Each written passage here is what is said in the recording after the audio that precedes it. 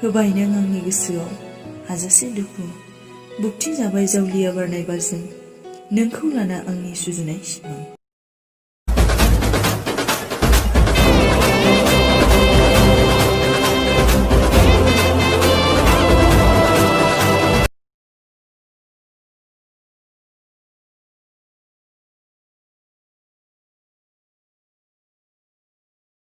बुक्थि जाबाय जावलिया बारजों गोजावलांबाय नों सोरनिबा अननायनि गोथौ लैथोआव होलांबाय नों आंखौ दुखु बुजियासै आंनि अननायखौ फोथायासै आंनि होखानाय रादाय एदावफैसेल' खालि नों आंखौ सिमांनि जिउआव आंनि दुंब्रुद बिखायाव दङमोन नोंनि थाखाय खरलबसे जायगा नोंखौ लाना मोनबाय जिउआव दान्दिसे समनि थाखायल' खुसि नाथाय दा मोनबाय मोजां मोननायनि नंखाय बान्था थारैनो गोसोआबो लुबैदोंमोन मोननो हाजासे नोंनि अननाय जाफुङाखैसै माथो आंनि साननाय होबाय नों आंनि गोसोआव हाजासे दुखु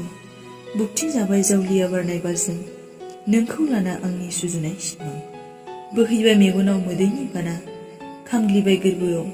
रोहो रोहो जुजाइनि अर बायदि बायफ्लेबाय गासिबो समनि फाखनाव जिउनि ओंथिया गैला मोगथां मुलुगाव मोजां मोननायनि बान्दोआव बुफाय जाबाय बारनाय बारजों जिउआ आंनि जाबाय हालाय हाफाय उसिफावबाय गोसोआ दुखुनि ओंथि दा जिउआव दंसै खालि दुखुनि गोदै दोंसे देंखो आंनि बे जिउआ